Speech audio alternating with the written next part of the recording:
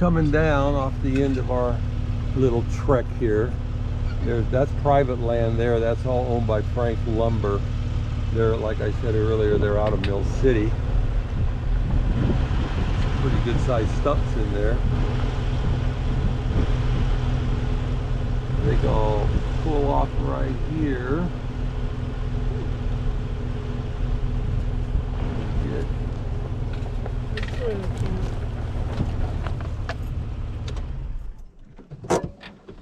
I'm going to get out and take a look at this.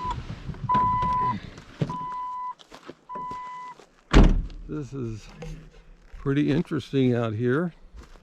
But the most interesting thing is Mount Jefferson is right there.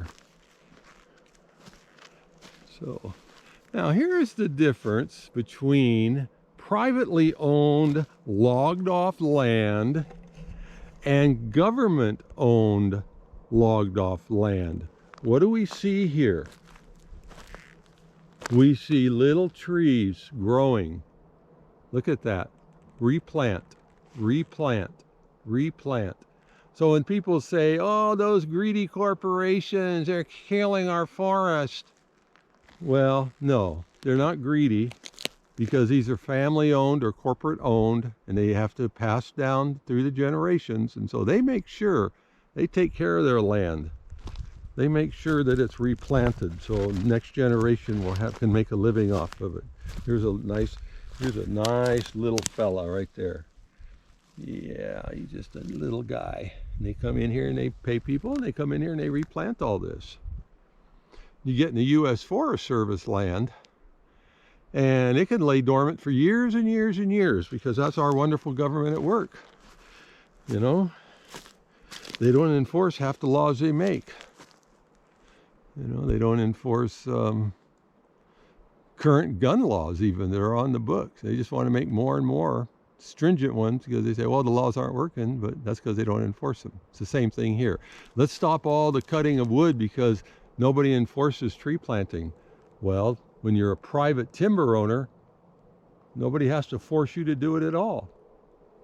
But if you're the government, nobody's going to force you, and so nothing happens. And the land can just lay dead for a long time. But here, look, they have really, really have done a good job of planting these trees in here.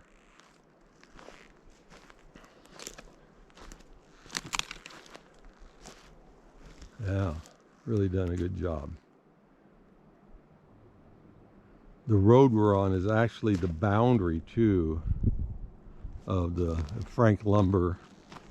We used to live right close to Frank Lumber land, and during bad weather he'd open up the back logging road for us so we could drive into Mill City from our house up in Elkhorn. Saved us 18 miles. Well, yeah, it was 18 miles from our house to Mill City, and it was 7 miles going the back lumber road, so he saved us about 10 miles or so. But yeah, so this, even though this might look scruffy, there's nothing but just tons and tons of seedlings growing, all different sizes of trees in here. They've also burned off.